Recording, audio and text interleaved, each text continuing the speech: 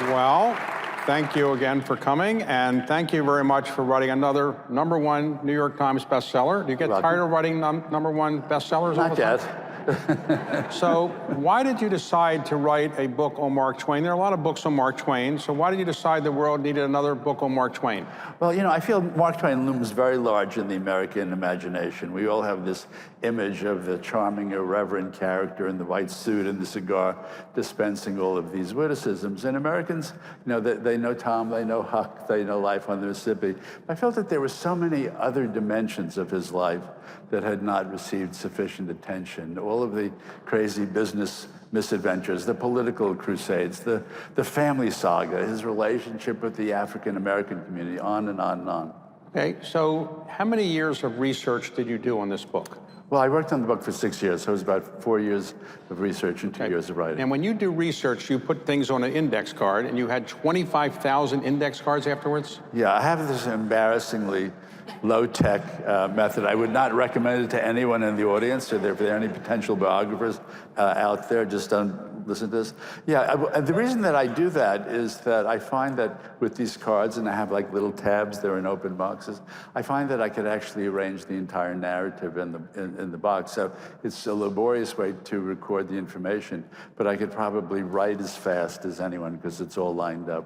Okay, now one of your books was read by a guy named Lin-Manuel Miranda, and he wrote a play about it. Have you given him a copy of this book? He has a copy of the book, yeah. I somehow don't picture Mark Twain's life moving to a hip-hop beat, but I didn't exactly picture Alexander Hamilton's either, so you never know how things marinate in his brain.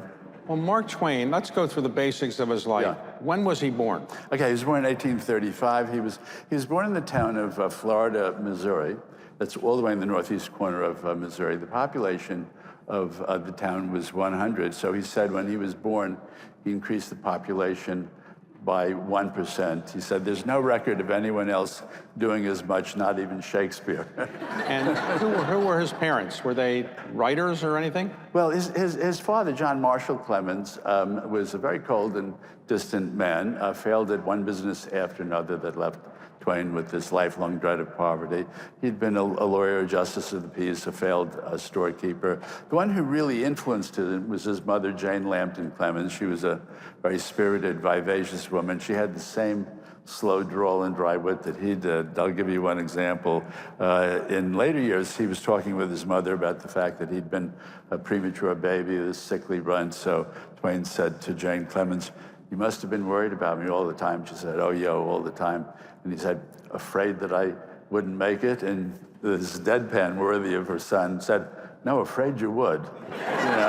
It's such a Mark Twain line that I kind of picture him hearing those things. So when he was growing up, did he say, "I want to be a writer"? Or what did he want to be when he was growing up? No, actually, he lived in the town of Hannibal, Missouri, again, tucked way up into the northeast corner of the state, a beautiful, bucolic, rural area.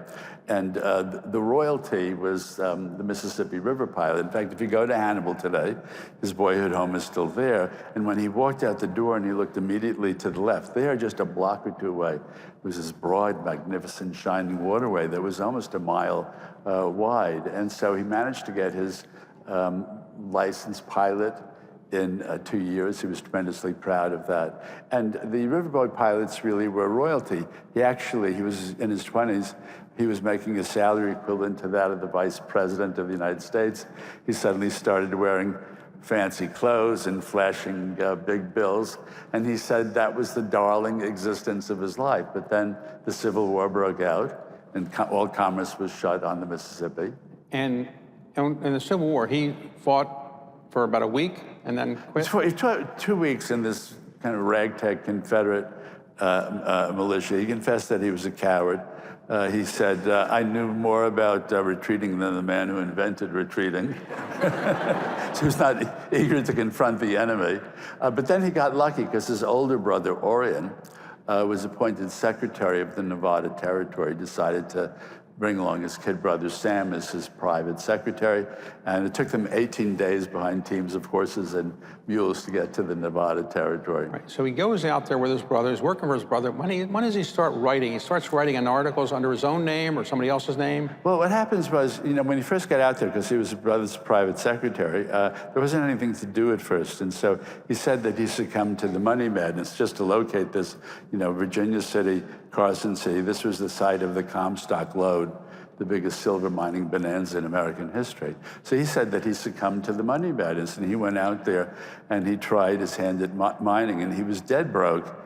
He was so broke that he said if he had been offered a salary for translating the Talmud from the original Hebrew, he would have accepted it.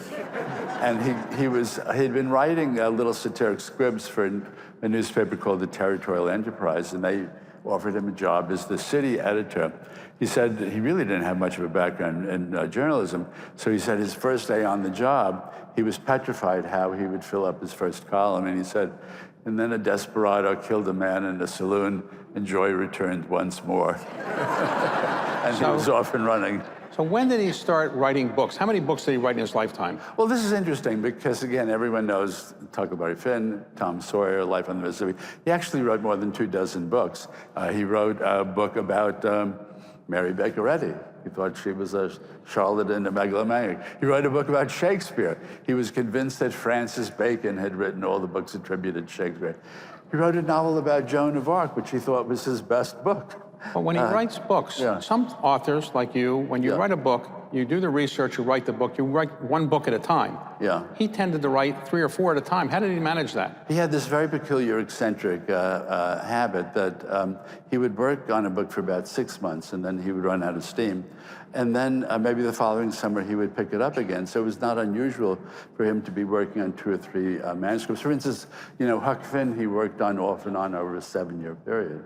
So the first famous book he wrote, was that Tom Sawyer?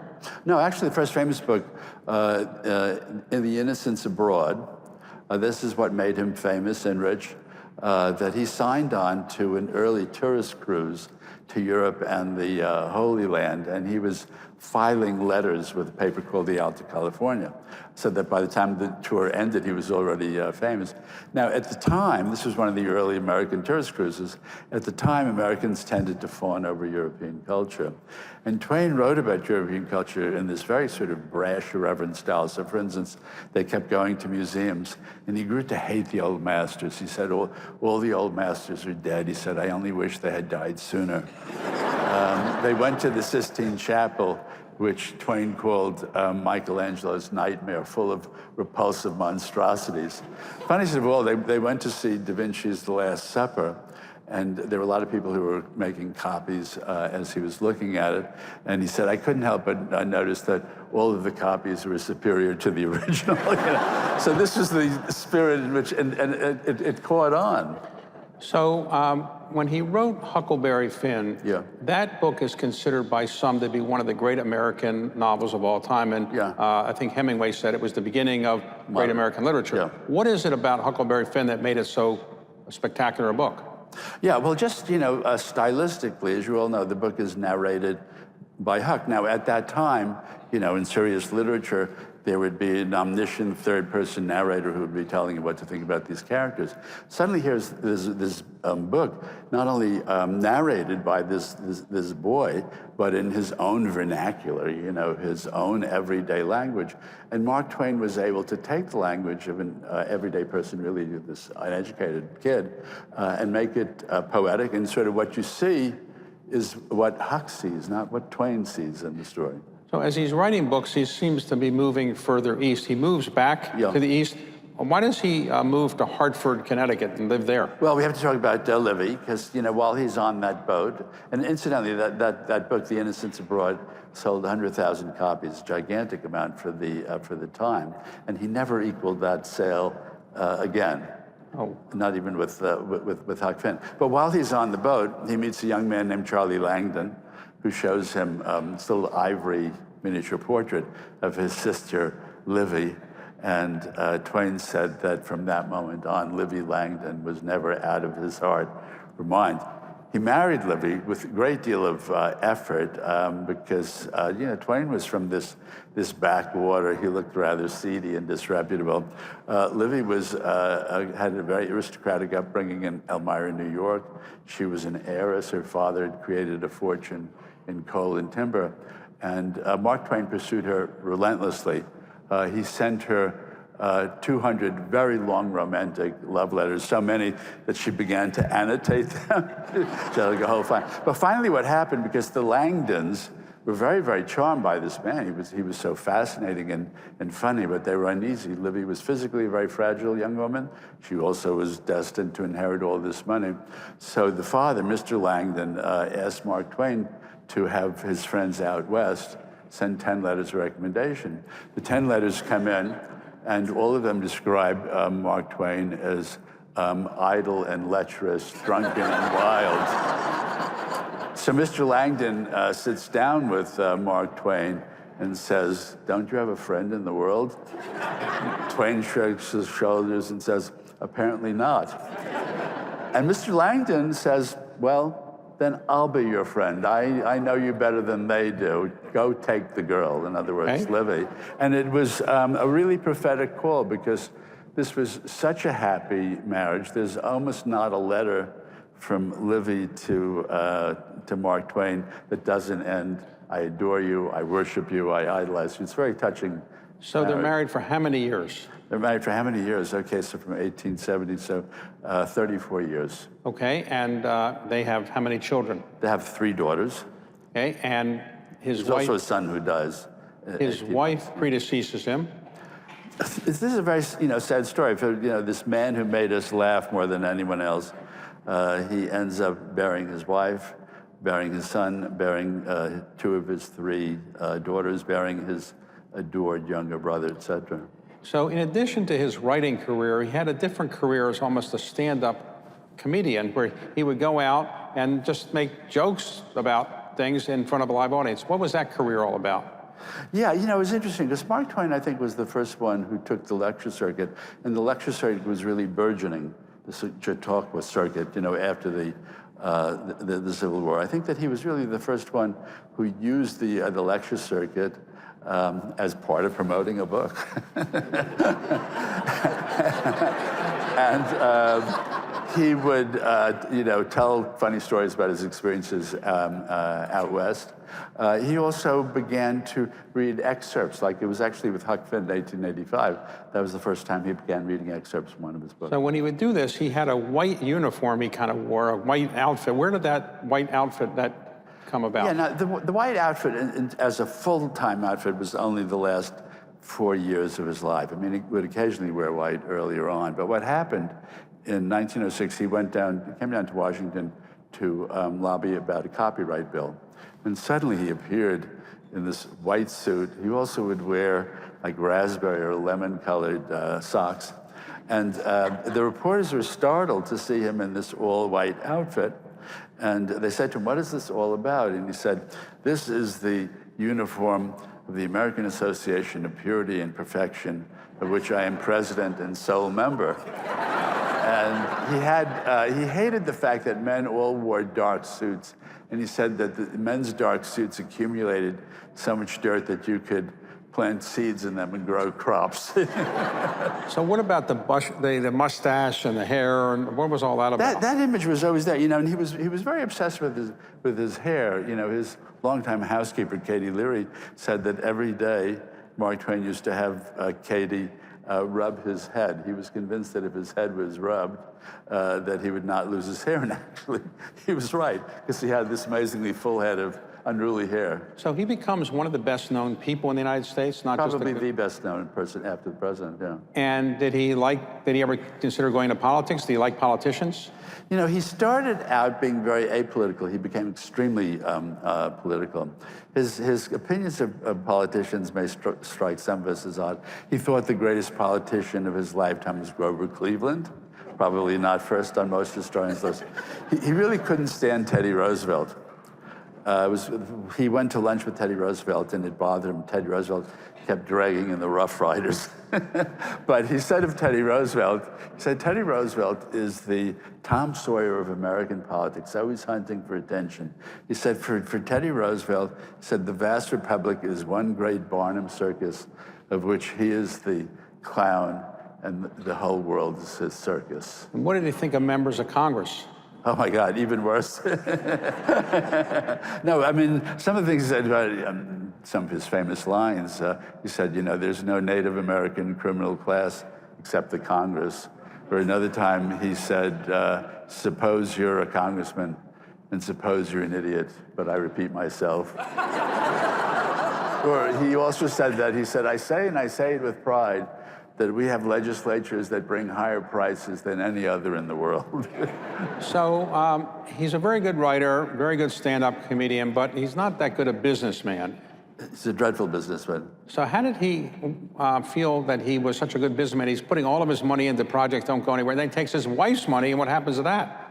Well, you know, he said late in life, ruefully, he said, I was always the easy prey of some cheap adventurer. And he poured millions of dollars into different inventions. And the problem was he was not investing in existing companies that had a profit stream. He was essentially acting as a one-man venture capitalist. So he poured the most money into something called the Page Typesetter. Now, the Page Typesetter was supposed to replace like 5 or 6 printers. And he said that James Page, the inventor, was the Shakespeare of mechanical invention. It was an ingenious machine. It was 18,000 moving parts. Twain was convinced that every newspaper, not just in the country, but in the world, would have to buy the Page Typesetter. You could see in his notebooks, page after page, he's adding up the number of newspapers in the world, and he's convinced that it will make him, as he said, one of the Vanderbilt gang. The problem was, it was a very ingenious machine, but it was prone to breakdown. So the machine that did revolutionize the newspaper world was Otmar Mergenthaler's machine. The Page machine went bust, and then Twain goes from idolizing James Page to abhorring him and saying that if Page was drowning, I would have thrown him an anvil. So he goes through his fortune, then he mostly goes through his wife's fortune. Does she ever complain about that? No, because probably about 2/3 of the money that went into the Page Compositor was Livy's inheritance.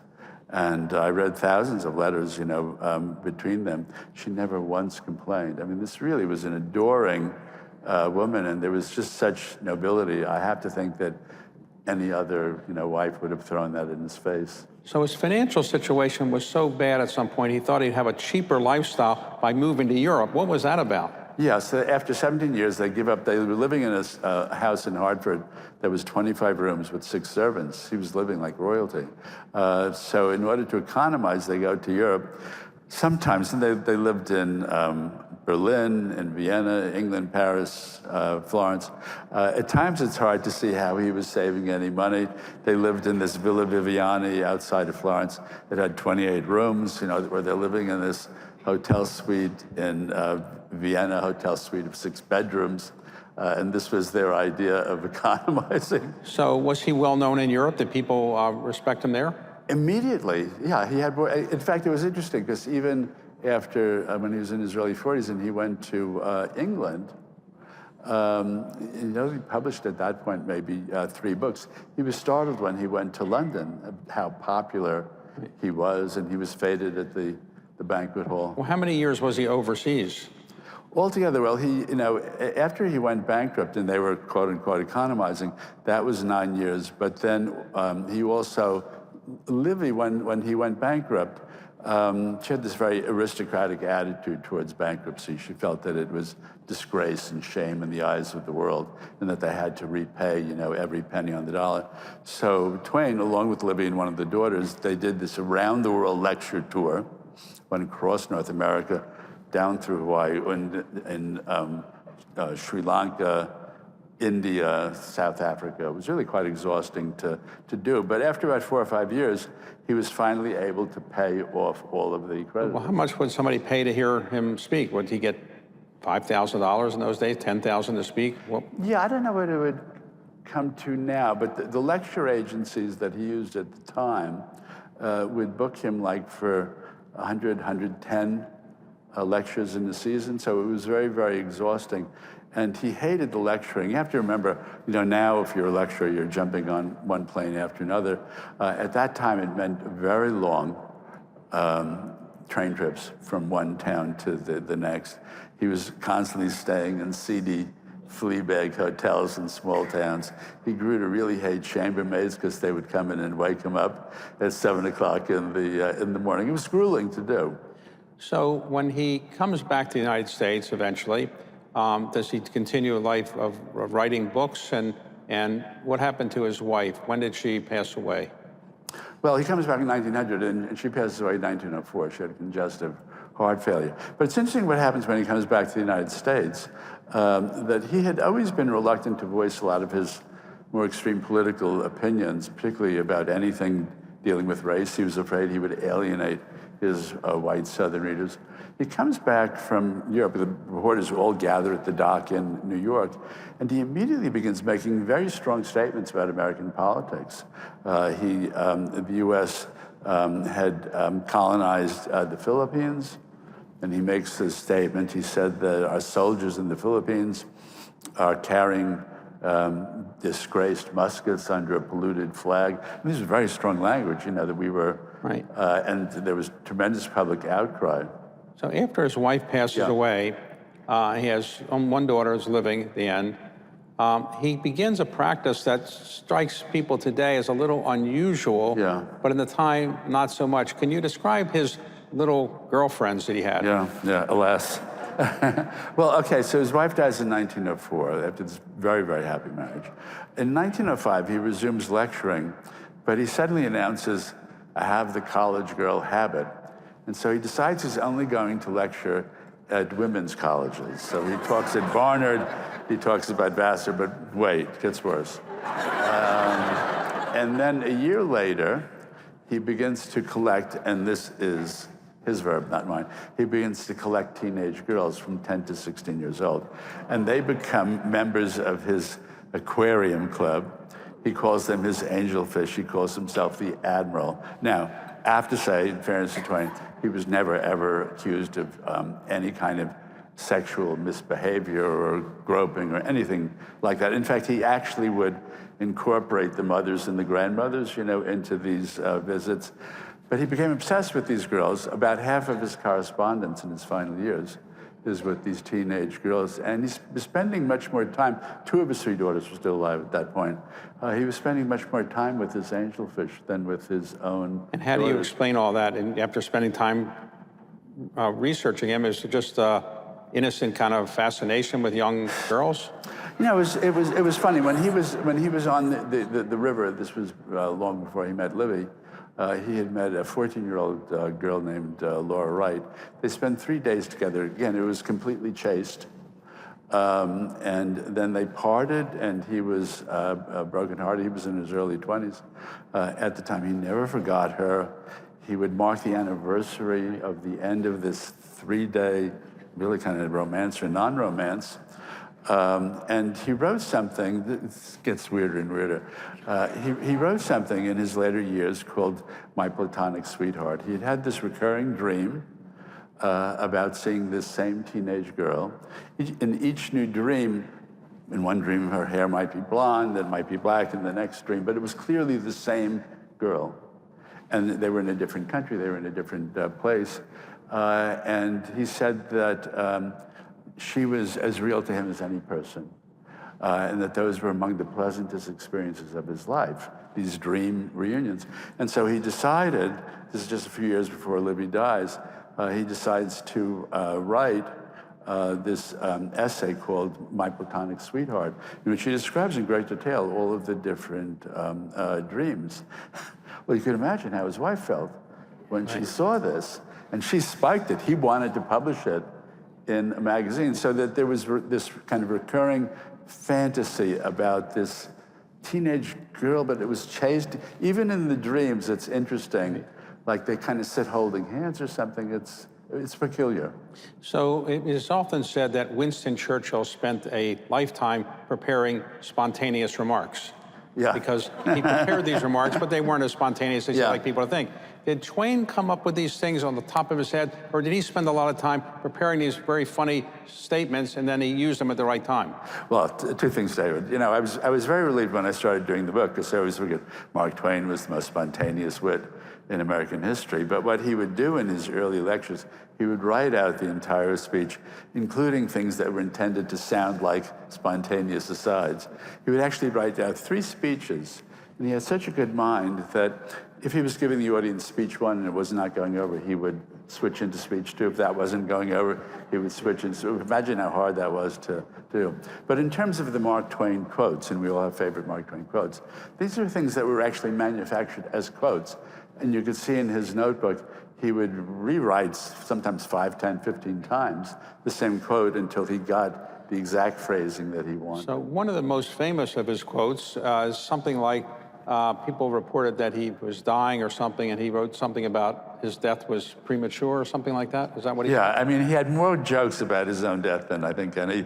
So what happened, late 1890s, he's living in London, and there were reports in New York that Twain was dying. So an editor of the New York Journal dispatched a reporter to Twain in London with the following instructions. If you find that Mark Twain is dying in poverty in London, send 500 words. If you find that Mark Twain has died in poverty in London, send 1,000 words. So suddenly this reporter is knocking on Twain's door in London to see if he's alive. And Twain answers the door and tells him that the reports of his death were greatly exaggerated, which became one of his most famous lines. But he discovered it was far from his only line. Then, you know, a year or 2 later, the Associated Press contacted him about reports of his death, and he said, I would do no such thing at my time of life. My favorite one, actually, and this was sort of pretty close to the end of his life, his daughter, Jean, they were living right in Connecticut. His daughter, Jean, came and said that there was someone in the living room who was there to see him. And Twain said to the daughter, Jean, I can't see her. I might die at any moment, and it would be so embarrassing. So do you have a favorite line of all the lines he's famous for? Is there one that sticks out in your mind as the funniest, or among the funniest, or the ones you most enjoy? Well, kind of two favorites. One because it's funny, and the other because it's thought-provoking. In terms of the funny one, he said, "Good friends, good books, and a sleepy conscience. That is the ideal life." I always like that. In terms of something that he said that was thought-provoking, he said the 2 most important days of your life: the day you were born, and the day you find out why. And toward the end of his life, he became a publisher. He bought a publisher. It was kind of like middle of his life, yeah. Middle of his life, he's a publisher. And one of the people he published was Ulysses S. Grant, who you also wrote a book about. Yeah. And people thought at the time that Ulysses S. Grant, a general, maybe not the most literate person of all time, that he could not have possibly written a book that many people say is the best book ever written by a person who became president of the United States. Did Samuel Clemens really write that book for him? Well, I have a Library of Congress story here, because when I was doing the Grant book, so many people asked me whether Mark Twain had been the ghostwriter of it, that I went to the Library of Congress. They first wanted me to look at the original manuscript on microfilm. I said, no. They said, when I go do interviews about this, people are going to want me to have examined the actual manuscript. So they rolled it out in these beautiful blue leather-bound volumes. And I went through every single page of Grant's manuscript of his memoirs, and it was just about all in his handwriting. And I don't think that Twain would have been any more able to imitate Grant's literary style that Grant would have been able to imitate Twain. And in the end, the publication made a lot of money for both Samuel Clemens and for Ulysses S. Grant's family? Yeah, actually, it was possibly the best-selling book of the 19th century. It sold in these 2-volume box sets. They sold 300,000 sets, which was extraordinary. Now, because this was Twain's first list on his publishing house, believe it or not, was Grant's memoirs and Huckleberry Finn. So Twain, of course, thought, I'm a genius as a publisher. He wasn't. He signed up the authorized biography of the Pope. And the Pope at the time was Leo XIII, we now have Leo XIV. Leo XIII was a very transformative pope. But Mark Twain got so excited about this, he was convinced that every Catholic in Christendom would run out to buy the Pope's biography. He was wrong about that. In fact, he sent his deputy, Charles Webster, to Rome to meet with the Pope. And Charles Webster passed along to the Pope this idea that all these Catholics were going to run out to buy the book. The Pope himself was very dubious about this. He was very curious about, the sale of Grant's book, but he was certain that his book would not attract that attention. So he was born with the name Samuel Clemens. Where did the name Mark Twain come from? Yeah, this goes back, this was to his days in Nevada. A lot of the comic writers at that time would adopt these pen names, like one of the most famous humorists of the time, Petroleum V. Nasby, that was Lincoln's favorite. And so Mark Twain, he went back to his experience on the Mississippi River. On the river, what they called the leadsman would drop a weighted rope over the side to gauge the depth of the water, and then would yell back over his shoulder, Mark Twain, Mark Twain. And what that meant, Mark Twain was 2 fathoms, or 12 feet. And that was considered a fairly safe thing. So that was where it came from. And actually, Helen Keller, whom we became very good friends with, Helen Keller said to him once she thought it was the perfect name because it suggested something both sort of light and frothy and rippling, and also, but something with depth. So what age does he die? He dies at 74. What does he die from? He dies from angina. Mark Twain had smoked up to 40 cigars a day his entire life. He started smoking cigars when he was around 8 or 9 years old. He was always insistent. When you research his life, the guy constantly has chronic bronchitis. He's constantly in bed coughing away. But he was very adamant, he was very stubborn that his health was not affected by the cigars. Finally, in the final months of his life, his doctors forced him to cut down from 40 cigars a day to 4 cigars a day. And for the first time, he starts talking about his tobacco heart, and he admits that he'd been very foolish all those years in arguing that it had not affected his health. So you've now spent 5, 6, 7 years with Mark Twain. Yeah. Do you admire him more than you did before you began, or not as much as you thought you were going to? Well, I'm much more amazed than I was. As I said, his interest was so much wider ranging. His activities were so much wider ranging. He was a much more difficult personality than I thought that I would encounter. Again, sort of know the charm, the humor, the irreverence. He could be moody, he could be temperamental. And one thing we haven't talked about in terms of the marriage was that Livy really had to kind of train him how to function in polite society. So she had a system of color-coded cards at a dinner party. If she flashed a blue card, that meant, are you going to monopolize the lady to your right all evening? If she flashed a red card, it meant, are you going to sit there and say nothing all evening? And the daughters loved watching this. The daughters called this mother dusting off father. And Twain made the statement that Livy edited my books and then she edited me, and it was really true. So if you had a chance to interview Mark Twain or Samuel Clemens, is there 1 or 2 questions you would like to ask him? Yeah, I was particularly, you're always, as a biographer, you're always interested in the silences. And the big silence was really about his father. So he talked a lot about his mother. John Marshall Clemens made a couple of statements about his relationship with his father. One, he said, my knowledge of my father amounted to little more than an introduction. Pretty chilling statement. He also said of his relationship with his father that it amounted to a state of armed neutrality. So he clearly feared his father. There was clearly an enormous amount of attention. And I think that this kind of wisecracking, smart alecky personality that he develops as a teenager, I think was his way of dealing with this fear of the father. Now, the books you've written have all been bestsellers, are about very prominent people, John D. Rockefeller, the Warburgs, also Ulysses S. Grant, George Washington, for which you won the Pulitzer Prize, Hamilton. But these people have one thing in common. They're all dead at the time you write the book. Yeah. Have you thought about writing a book about somebody's alive, or that wouldn't be as appealing? I like books about people who are nice and dead. I mean, nice, nice and dead. You know, the dead don't tell their friends not to cooperate with you. The dead don't write nasty letters to you afterwards. The dead don't sue you for libel. They're just nice and dead, and they're cemetery dogs. So now, you don't like to talk about the next book you're going to write, and you're probably going to pick a subject, but when you pick that subject, will it be another 4 or 5 years of research and writing? Yeah, you know, I'm on the downhill side of the slope. So, I can project how old I'll be, when the next book comes out. So I'm aware that there are not as many books ahead of me as there are behind me. But at this point in my life, I kind of project 5 years for a book. Okay, and for somebody who's an aspiring author who wants to be Ron Chernow, any advice about how to be prepared to be a great writer? You didn't prepare to be a book writer. You were thinking about something else in college, is that right? Yeah, my career was a completely accidental career. I did study history in college. I did 2 degrees in English literature. Then I was a freelance magazine writer for 10 years. I worked for 3 years in a public policy foundation.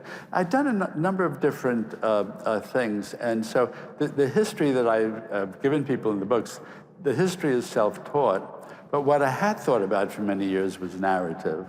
And in a way, I think that it's easier to learn the facts of history than to master narrative. And narrative is something that I've been thinking about for a long time. The people you've written about, I've mentioned them. Is there one person you most admire? Is it George Washington, Alexander Hamilton, John D. Rockefeller, somebody you really admire them for what they did, or no one person?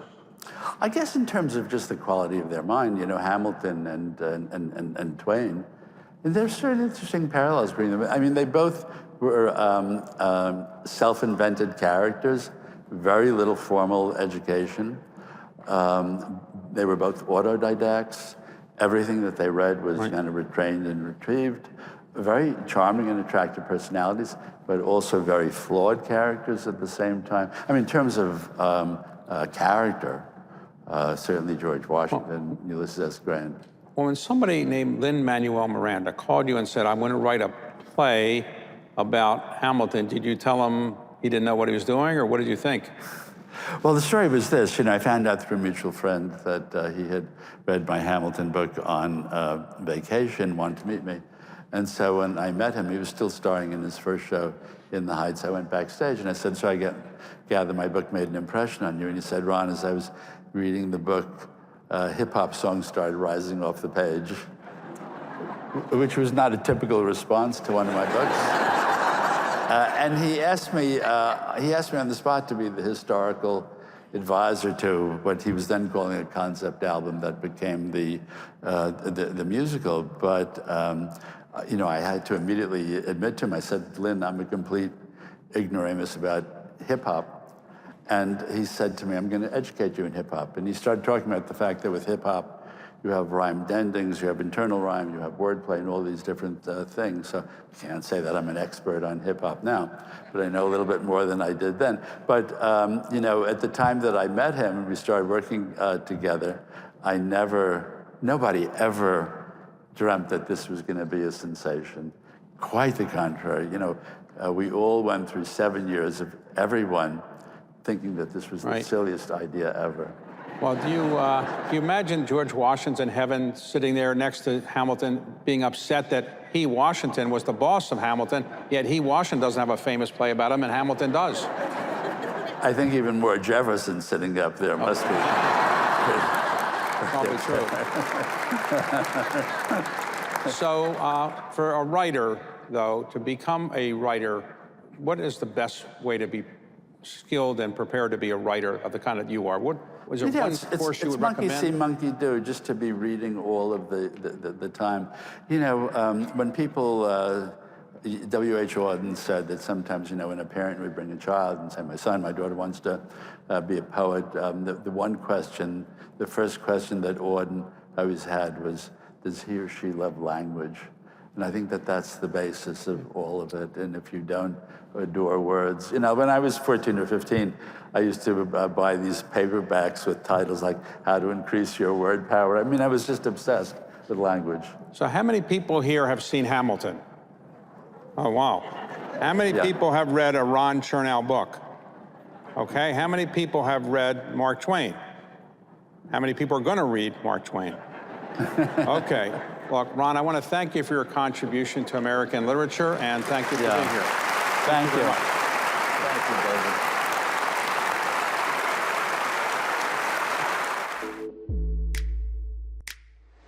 David.